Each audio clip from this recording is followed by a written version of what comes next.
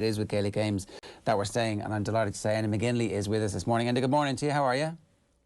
I'm fine. Back to work now today. I had a day off yesterday, so back to party today. Right. Well, how has the whole thing been for you? What was the experience of being in the Championship as an inter-county manager actually like? Yeah, to be honest, I found it sort of the day or two prior to it, I suddenly realised that I was standing on the sideline in an Ulster Championship game. That sounds daft, but you're sort of so caught up in just the day-to-day runnings of the team that you sort of forget that where you are going to stand. And for us up here, Ulster Championship, whilst it maybe hasn't lived up to its billing this year so far, it's still a significant place to be in, a significant pressure point, I suppose, on the managers. So yeah, there was certainly a bit of pressure being felt. There's no doubt about that. But I just kept reminding myself, look, it's about the players. It's the players' day. It's the players' performance, and the manager. While you take a lot of pressure on yourself, it's really about the men on the pitch. Obviously the result didn't go your way, but it sounds like certainly for 40-45 minutes the performance was excellent. Yeah, frustratingly so. On the one hand, we're getting plaudits for how we played, and yet bottom line, the cold facts are we got beat by 13 points, which we certainly didn't intend to when we went out.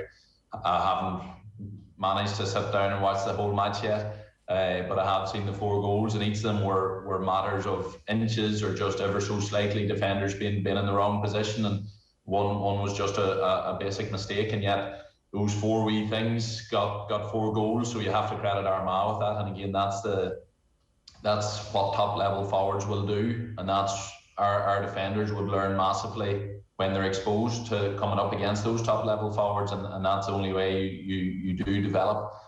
So there was harsh lessons to be learned, but in terms of how we went about our business and the effort of the lads, which only really reflected what they'd done earlier in the year and what they've been doing on the training pitch, I was delighted for them that they put in a performance that in many ways they can be proud of, but at the same stage we can't be caught sort of giving ourselves a pat on the back after a 13-point defeat. We have to accept that there's lessons to be learned and there's challenges ahead, and use that to drive on. But certainly there was more comfort than you would expect to have normally coming from a 13-point defeat. Yeah, and look, I suppose that's why, while the Championship is the thing that brings the pressure and it's so redolent, particularly for somebody who's been involved in massive Ulster Championship games as you were as a player, the most important thing this year from most counties' perspective was the league. And so now with the season finished, how do you assess how the league went? The league for us was essentially a job done. It was exceptionally competitive. Like, we were in a northern section with Sligo under Tony McIntyre, Leitrim under Terry Hyland, Mickey Hart over Louth, obviously. So it was an exceptionally tough section, and we rode our luck at times to come out of games. Although in saying that, we probably should have won some of them games by a wee bit more than what we did. So. But we were scrambling, like, as a new management team, not unlike Mickey and Tony McIntyre. You were scrambling to try and form a team. You'd only had 4 or 5 weeks of preparation. You were trying to see some boys in certain positions. You were trying to get fellas with games in the legs. And you were dealing with injuries as well. So it was an exceptionally strange time. But we thankfully came through it on the right side, and then we finished it out against Waterford in the semi-final. So. The promotion, as you say, absolutely, that's the progression. Getting up to Division 3 next year is the stepping stone that starts to expose us to a better quality of player or a better setup of team, and try and face those challenges and develop. So that is always a development point. But look, we're all creatures of habit. Championship is championship. You still wanted to do something, and whilst it'll sound daft to everybody outside it, I've always said within a county team, you are literally living within a bubble. And within that bubble, we honestly did believe that we could cause Armagh significant problems. We just knew we had to have things going our way. So at this stage, the league is there as a comfort to fall back on and as something to build on next year, but you're still hurting after the defeat. Was your sense that Division 4 was just an underachievement from Antrim in the first place anyway? Pardon? Was your sense that they were, I guess, underachieving by being in Division 4 in the first place? I think every team in Division 4 thinks that they're underachieving by being there, but the one thing I would say that's different maybe from football compared to hurling, I think pretty much every county, certainly you're counting 30-odd counties, will have 20, 30, maybe 40 football clubs within their county. And so if you're taking 15, 20 players in every one of them clubs, every county can put out a team of very decent footballers. Hurling in the weaker counties, there's maybe only several clubs that they're picking from, and so the line to try and make a county squad is lower in the so-called weaker hurling counties than it is in football counties, where there's still a big clutch of players available for managers to pick from, and so you should always be able to put out a pretty solid football side, and then it's about getting it organised. The biggest thing for the smaller counties is getting everybody on the pitch that you want on the pitch, and because there's less for them teams to play for, there's less to appeal to those players to put in the sacrifices that are needed. Often those counties aren't getting out their best teams onto the pitch, and often a few years of that can end up with you stuck in Division 4. But it's an exceptionally difficult place to get out of.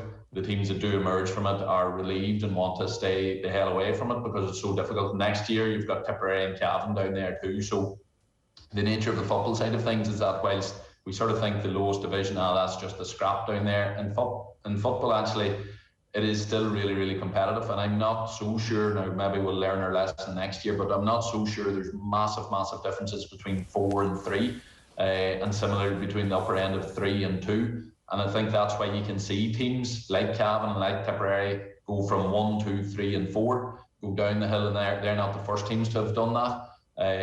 So in football I do think it's a wee bit different, but it's still a harsh place to be in Division 4, where Antrim underperforming there. I think they would certainly believe they are, but the previous management teams were for 3 years running, I think they're within a point of promotion and just fallen short of that line, so it was brilliant to get that wee bit of luck and get over that line this year.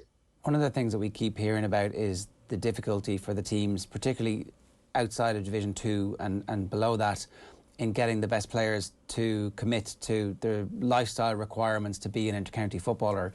Is it going to be easier for you now that there is a little bit of momentum off the back of the league campaign, or is that still going to be an issue for you to convince players that the right thing to do is to identify in your sporting identity as an Antrim footballer?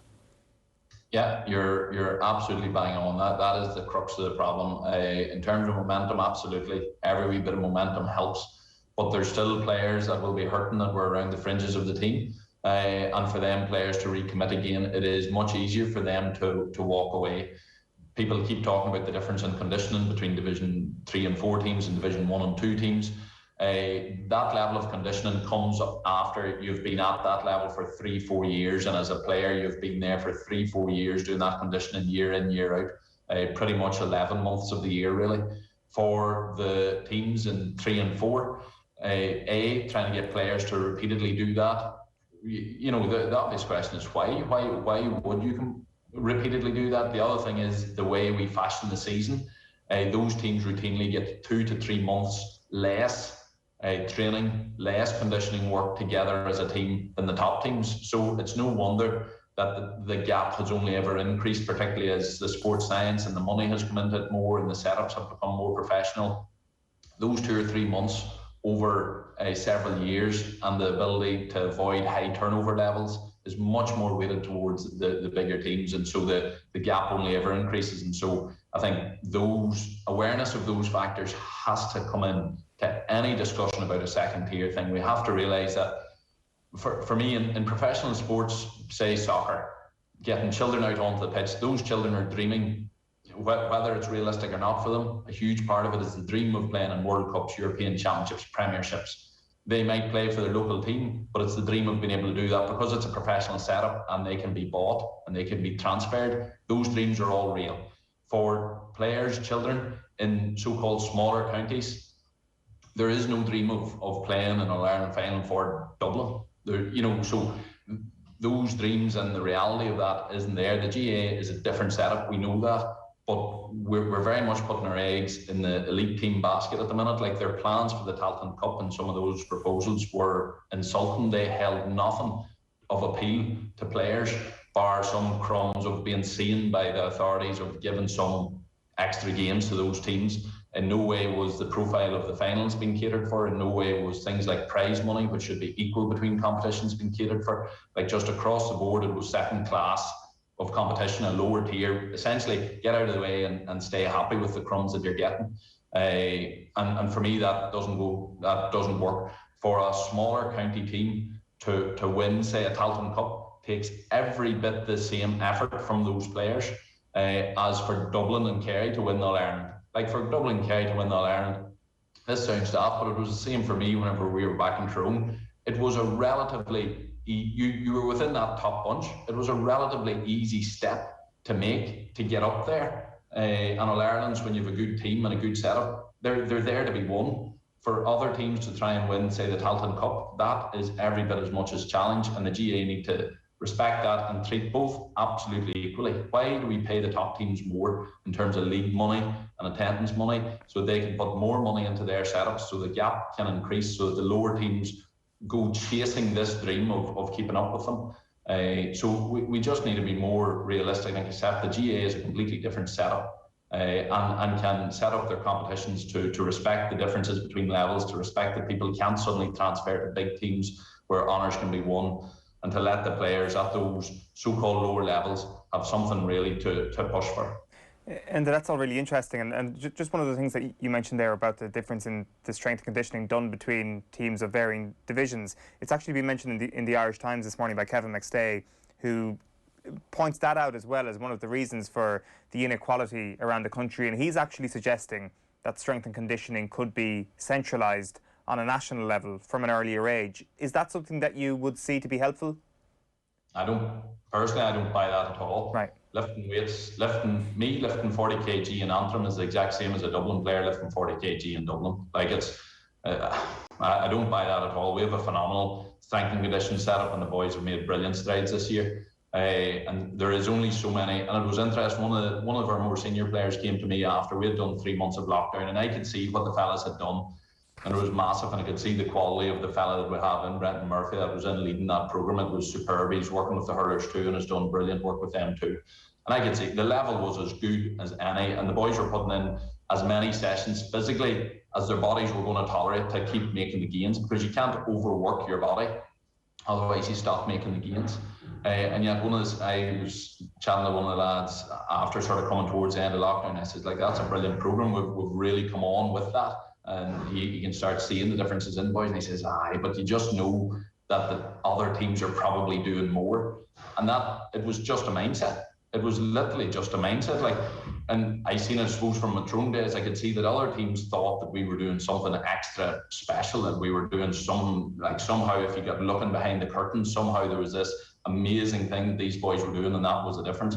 That's a load of rubbish for me. Like, for me, lifting weights is lifting weights, running is running, and all of them things is fine. It's about getting the best players on the pitch playing really well, not making mistakes, and being intelligent footballers on the pitch, and being exposed to continually high levels of football, where the wee mistakes, the wee positioning things, the wee ability to break down better defences, them things are forced to get better and better and better.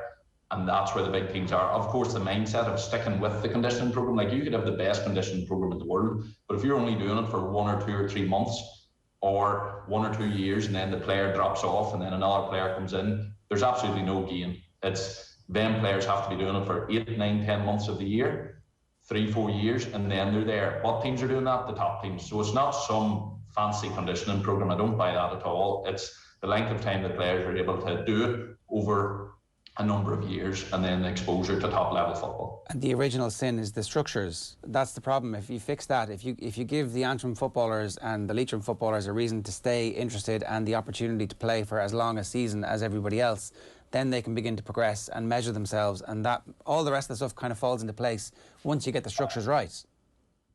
For me, it certainly improves things. And look, there will always, and has always ever been a gap.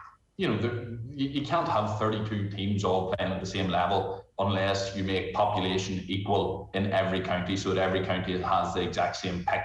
And we're not going to be in that setup. So there will be stronger counties, and there will be teams that are, I hate the term, but weaker counties. So structures has a part in that. But for me, we have to create something that it's as much of a joy and an appeal, and we can see that at club level. Like, it is literally staring us in the face. Every county, every club, those junior clubs and intermediate clubs, they feel real value in their competitions and winning those competitions, and they can progress. And their people will have as much celebration, and the children will have as much joy togging out and aspiring to play for their club senior team at junior level as they will at senior level, because they'll have seen the joy of the celebrations within their people when they go and win something. They'll see how them players are held and remembered, and that's the same at junior level or senior level.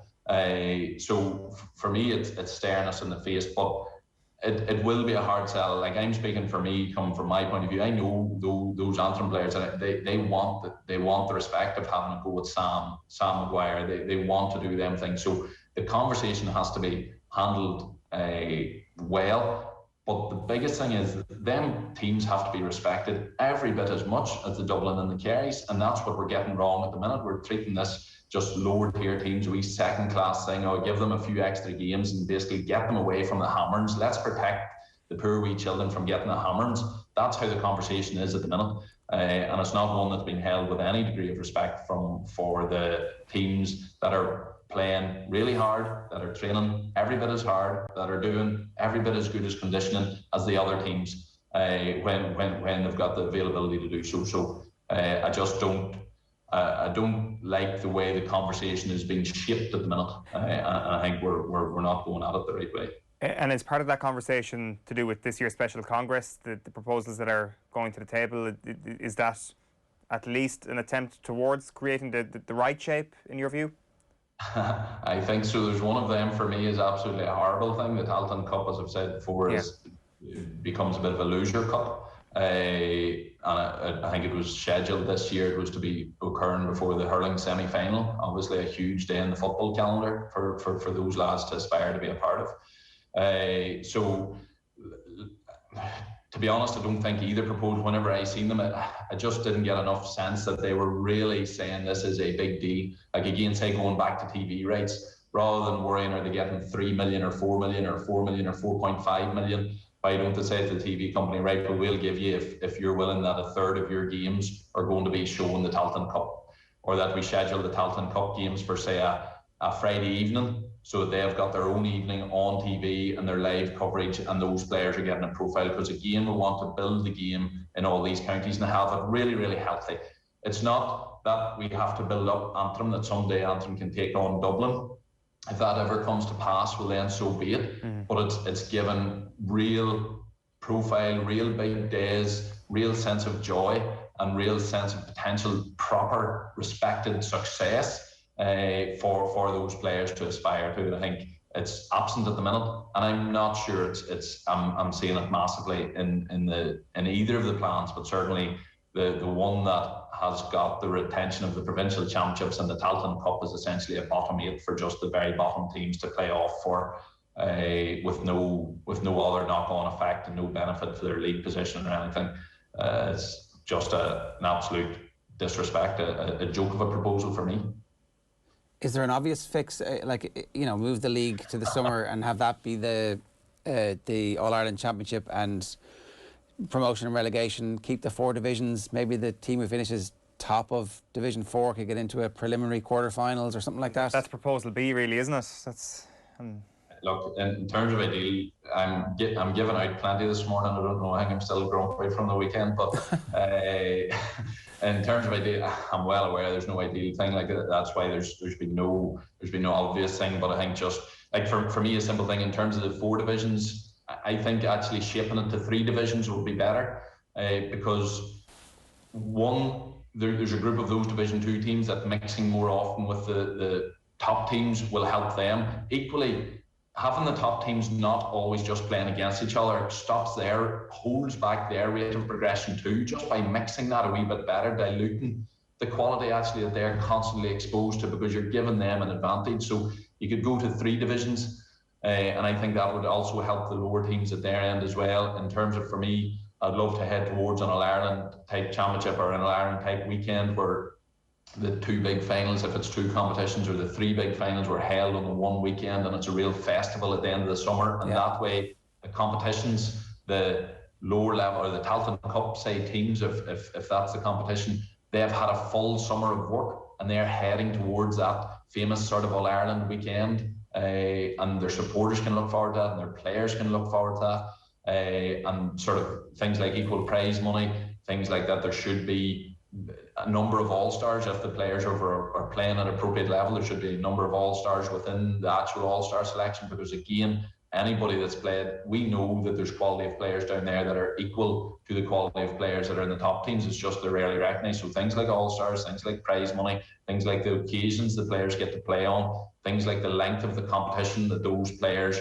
get to play on throughout the summer, all of them things are factors to making it to making it a real viable, for me, prospect. Can I just ask you one last thing? You saying this morning now is going to spark a debate, because you are the manager of the Antrim senior football team. That is a position now that kind of lends extra power. Obviously, before that, you were a three-time All-Ireland winner with Tyrone and a columnist and a pundit. But do you understand that now you have the power to kind of spark debate?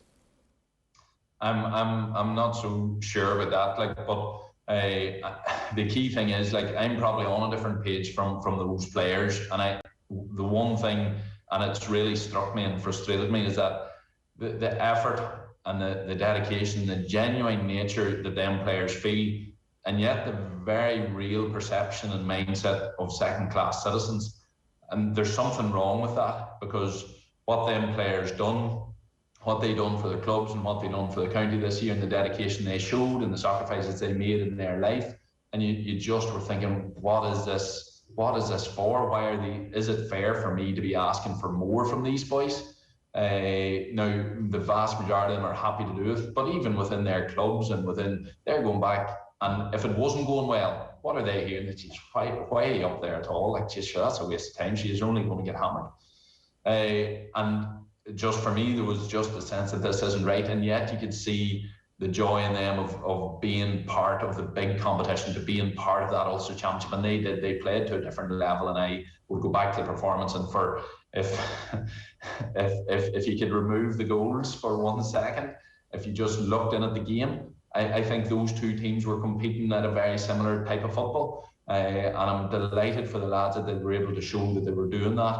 But in the grander scheme of things, and looking right across all the teams at that level, I just think the structures aren't right. I know all the weight and all the momentum, because of the nature of the results, is behind splitting it. But for me, unfortunately, the conversation seems to be splitting it just to avoid those teams getting a hammering. So stick them down in and let them play at their own level. It's just, for me, that's a really disrespectful framework for a conversation to be had, and yet that seems to be the entire tone of the conversation. So if me saying that might make people think, I would doubt it, but if it does make people think, then great. Well, I think the conversation started for sure, and brilliant stuff this morning. Commiserations on the defeat, but I think the body of work over the year, I think you can be pretty proud of your debut season as a manager, and thanks a million for joining us. Cheers, Jar. All the best.